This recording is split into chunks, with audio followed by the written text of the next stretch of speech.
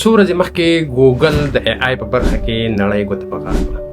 یو داسې څه جوړ کړو چې شاید فلمي صنعت بیخي له منځه یوسي. یوازې په یوه جمله به درته فلم جوړی او هغه هم ریښتونی فلم. نه اداکار ته ضرورت لري، نه کیمرامین ته ضرورت لري، نه ډایرکټر ته ضرورت لري.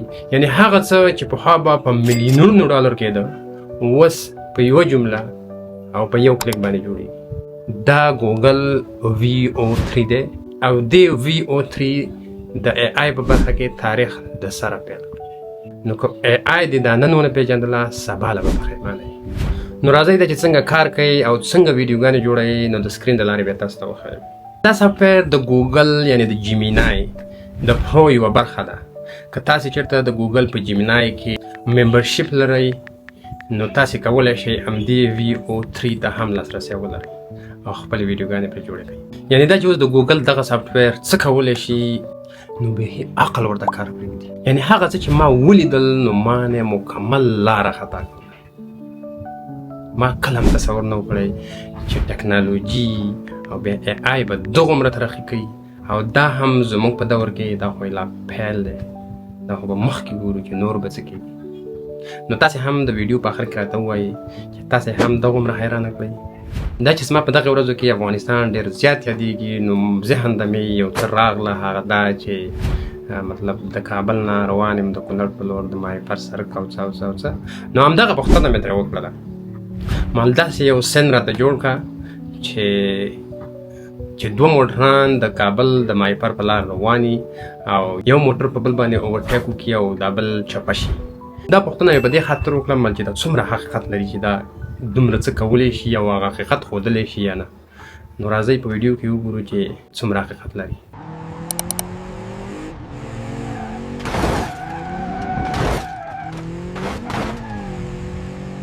ډېر جالبه، هماغه پلیټ، هماغه سړکونه، هماغه حساب کتاب. خو یو څه چې زما خوښ نه شو هغه داسې ښکارېده لکه د دواړو چې جنګ یو بل پسې روان یو بیا پسې راتاو شو.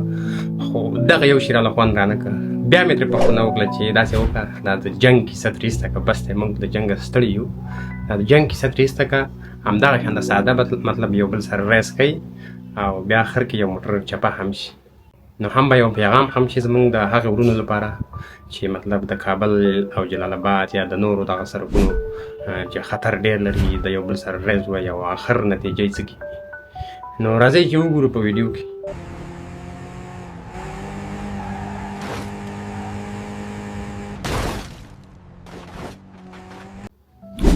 ډېر مزهدار. واقعیت دا ده چې هېڅ د ویلو نشته ده یار. ټکنالوژي او دومره ترقي بیخي جالبه ده. ښه په دویم قدم کې زه راغلم ما ویل زه خیر دا خو ساده خبرې دي. لږه سخته پوښتنه ترې وکړه.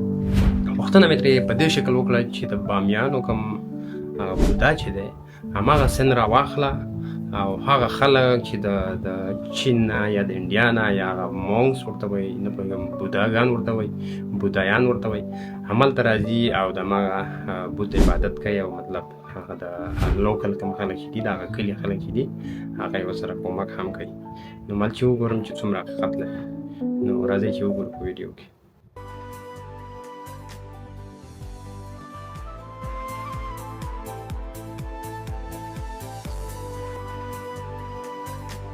Gentle, welcoming tone. Please take some refreshment for your journey. Calm. ډېر جالبه. یعنی دومره هوښیار دی چې موږ په دې هم پېژني چې موږ څومره میلمه پاله خلک یو. یعنی زموږ د کلچر هغه ښه امیج خلکو ته اوس هم وړاندې کوي. یعنی یو زموږ یو کورکی راځي او یو څه خواړه او یو څه اوبه او څه او څه هماغه خلکو ته چې څوک د عبادت لپاره راغلي هغې ورته وړاندې کوي. ښه په دریم قدم کې ده هم ډېر خوند رانه کړه ماله یاره دا ساده خبرې دي. راشه داسې یو معلومات ترې نور واخله یا پرې جوړ کړه چې یو څه حقیقت ولري. نو فیسبوک مې خلاص کړه مال چې وګورم کومه ویډیو یي یا کوم عکس نو چې ومې کتل د ایوب ځاځي ویډیوګانې یعنی پکتیا کې چې کوم موږ ملي پارک لرو د هغې ویډیوګانې په بیخي په جم و جوش کې وي. نو ډېر خوند یې راکړه. راغلم ډایرکټ مې د ګوګل نه پوښتنه وکړه چې ته د ایوب ځاځي باره کې معلومات لري. اول خو یې راته مکمل معلومات راکړه چې بالکل په افغانستان پکتیا ولایت کې موقعیت لري، د ډیورند په کرښه پروت دی او دا دی او هغه دی. دا معلومات یې مکمل راکړه. بیا مې ترې پوښتنه وکړه چې یو داسې ښایسته سین راته جوړ کړه چې مطلب زمونږ په دغه ځای کې خارجیان هم راغلي او د هماغه ځای هغه کم داخلي خلک چې دي هغې ورسره مطلب ګپ شپ لګوي او زمونږ داخلي خلک ورله د خپل دغه پارک او د کلچر باره کې معلومات ورکوي.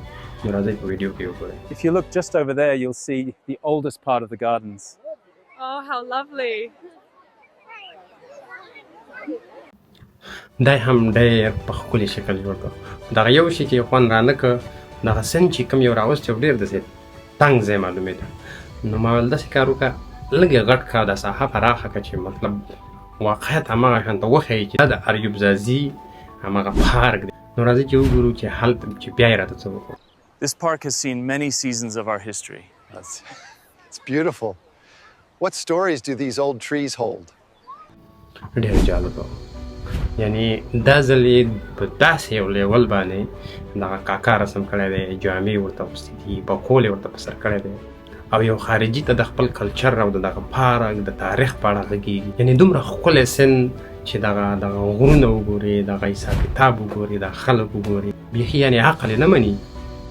ښه په آخر کې به راشو یو تریخ حقیقت ته، دا چې د دې ویډیو جوړول او د دې شیر کول مطلب څه و. نو د دې مطلب دا دی چې موږ ټوله ورځ شکایت کوو چې کار نشته دی، روزګار نشته دی، مصروفیت نشته دی، پلار مې راته دا نه دي کړی، ورور مې راته دغه نه دي کړی. لکه تر کومه به بل ته ناست یو، په بل به تکیا یو. خو همدغه 3-4 ساعته چې ته په فیسبوک، یوټیوب او ټیک ټاک او په دې شیانو تېرې پردۍ ویډیوګانې ګورې، خنداګانې ورته کوې، ولې همدغه موبایل او همدغه انټرنټ د خپل ژوند د بدلولو په خاطر نه استعمالوي؟ ولې ترې په صحیح معنا استفاده نه کوې؟ ولې د اے آی یا د مصنوعي ځیرکتیا په مرسته ګټورې او علمي ویډیوګانې نه جوړې، خپلې ټولنې ته نه وړاندې کوې؟ همدا ټولنه خو په ما او تا باندې همدا مسؤلیت هم لري چې یو ښه میسج خپور کړو، یو ښه خبره خپره کړو او یو څوک ترې ګټه وکړي. هم به خرما شي، هم به ثواب شي. موږ به دومره کړي چې یوه ښه خبره به مو نورو ته رسولي او په بدل کې به یې ما او تا ته فیسبوک، ټیک ټاک، یوټیوب ښې ډېرې پیسې هم راکړي. نو دا چې په اے آی او ټکنالوژۍ باندې ډېر سخت او ډېر زیات کار کېږي، خلک ترې ډېره زیاته استفاده کوي، خو فلحال هغه څه چې زما او ستا په لاس کې دي او نور څه ترې نشو کولی، دا خو شو کولی چې ښایسته ګټورې معلوماتي ویډیوګانې جوړې کړو، خپرې کړو، خپلو خلکو ته نوي معلومات او اپډیټس ورکړو او په نتیجه کې به همدغه پلټفارمونه یوټیوب، فیسبوک، ټیک ټاک ما او تا ته پیسې راکړي. دا چې نن ما او تا دا کار ونه کړو نو دا ویډیو دې نه ښایي، سبا له به بالکل پښیمانه وي، ځکه زما او ستا ځای به بل چا نیولی. دا چې اے آی ورځ تر بلې پر مخ وده کوي او په ترقۍ روانه ده، نو ما او تا باید ترې هم اعظمي استفاده وکړو. دا چې زما او ستا ځای بل څوک نیسي او سبا له خپله پښیماني ښیو، له هغې همدا نن ښه ده چې شروع واچو، توکل په الله وکړو او خپل محنت جاري وساتو. نو نه غواړم چې ویډیو مې ډېره اوږده شي، په دې هیله چې ویډیو مو خوښه شوې وي او یو څه مو زده کړي وي. تر بیا لیدو پورې د الله په امان.